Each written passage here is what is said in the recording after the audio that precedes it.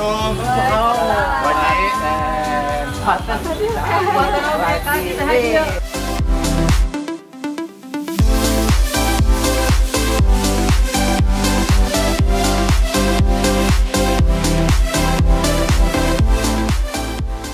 Kang Ujul, Bu Tuti, ini kan rumah makan Bebek Palka yang progresnya cukup luar biasa pesat ya.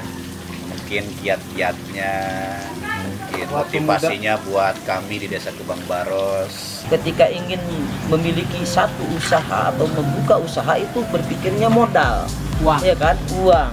Kalau tidak ada modal susah itu. Nah, buktinya saya sebagai pemiliknya rumah makan Bebek Palka itu, jujur bisa ditanyakan sama istri saya. Itu saya semenjak nikah itu hanya 3 ekor bebek yang saya bawa ke sini. 3 ekor bebek. Itu kalau dinilaikan uang itu hanya 275.000. Kita ya 3 ekor bebek itu, 1 bibit ya, 1 betina gitu, jantan gitu. Itu kita kembang biakan, terus kemudian kita olah, terus semakin banyak dan akhirnya saya memiliki satu tempat ternak bebek. Itu namanya bebek kita tuh bebek lokal, entok itu, 3 ekor itu. Nah, ketika itu saya jual, terus kemudian saya kebeli itu dari 3 ekor itu bisa dijual, diputar berapa kali tahapan saya jual beli, akhirnya nilainya alhamdulillah saya bisa kebeli 50 ekor bebek waktu itu. Kandang aja dari bambu itu saya bikin sendiri. Gitu. Mungkin kalau saya ceritakan ke orang lain mungkin setengah tidak percaya kan. Ya. Tapi saya terus terangnya aja. Ini bentuk keyakinan saya, alhamdulillah bisa seperti ini. Ya, benar ya. Luar biasa ya, supporting baik dari mental dan lain-lain tentunya. Nah,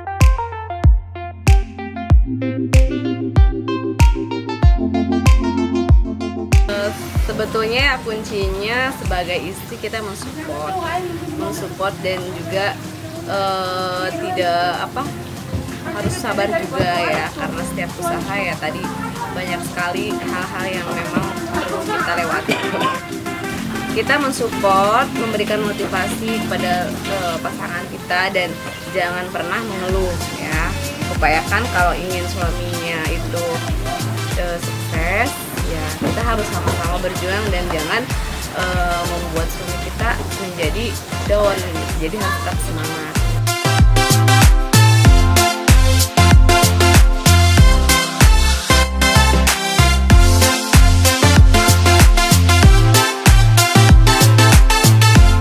lagi ternak bebek tuh, artinya ada Nurul Fikri NF di sini tuh ada namanya Pak Holis. 7 ekor dia beli, nggak tahu untuk acara apa. Setelah itu dapat 3 hari dia beli, minta dibersihin bebeknya, dipotongin, dibersihin. Udah saya kirim ke sana itu 10 ekor.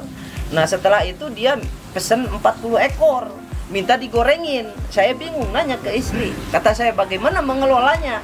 Ya udah, artinya saya berupaya bagaimana supaya artinya yang penting selera orang kita paham sedikit lah gitu. Iya, benar. Lagian waktu itu kan kita belum pernah belum bikin apa-apa, menu apa-apa, hanya goreng lah, hanya goreng ya.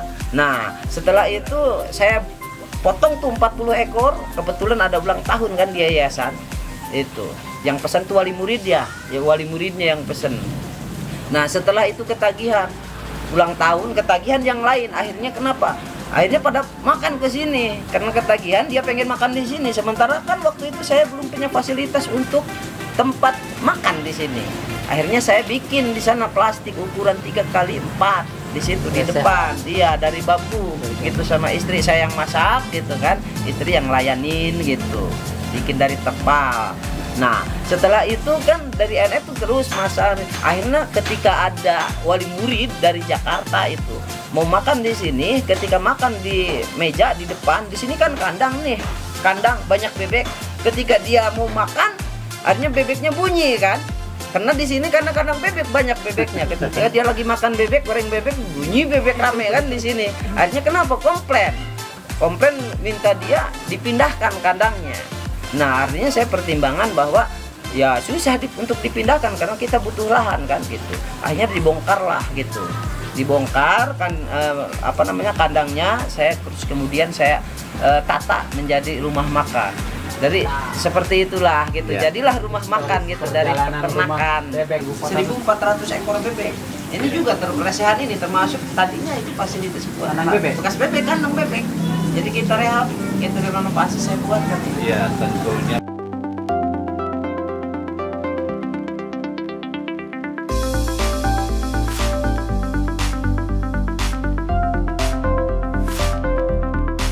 Proses sampai segini tuh Kojul tuh ya ternyata ya bukan dengan langsung uang yang berpuluh-puluh juta atau besar itu. Ya. Tentang awalnya itu ya 270 dengan bebek 5 itu. Itu pengelolaannya cuma 7 tahun kita. 7 tahun itu. Karena awalnya kita ternak bebek bukan rumah makan. Enggak, belum kebayang ini ke sini. Belum, tidak Kalau sama rumah sekali. makan tidak Sama kebayang. sekali. Kita fokus itu ternak bebek. Ternak bebek. Menu andalan di sini kebanyakan yang suka adalah rica-rica bebeknya. Jadi bumbu dari rica-ricanya itu yang khas dari sini karena berbeda dari yang lain. Kalau mungkin goreng dan bakar mungkin di tempat lain ada gitu, tapi menu rica-rica yang berbeda dari bumbu yang lain. Kenapa? Karena jalannya namanya Jalan Palka di depan ini. Jadi ya saya dengan suami waktu itu apa ya namanya gitu. Waktu itu berpikir sih terus apa kita pakai nama jalan aja gitu. Jalan kita kan Jalan Palka, yaudah yuk namanya Bebek Palka aja gitu. Jadi terinspirasi karena Dari kita tempat rumah makan itu berada di Jalan Palka. Palka itu singkatan dari Palima Cinangka.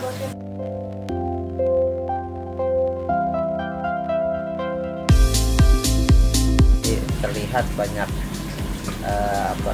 peserta tadi yang bikin kerajinan itu. Kerajinan apa tuh Pak Ladi namanya? Gerenuk buah maja. Dibuat untuk buat sebuah Buat tempat tisu, ya. jam. Pemberdayaan masyarakat terutama pemuda gitu.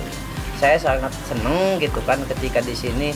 Mungkin ini baru awal kali di Bebek Palka itu dilakukan pelatihan, artinya langsung praktek gitu, pembuatan langsung. Iya, kebanyakannya kan pelatihan hanya sebatas materi aja gitu di aula di sini. Gitu.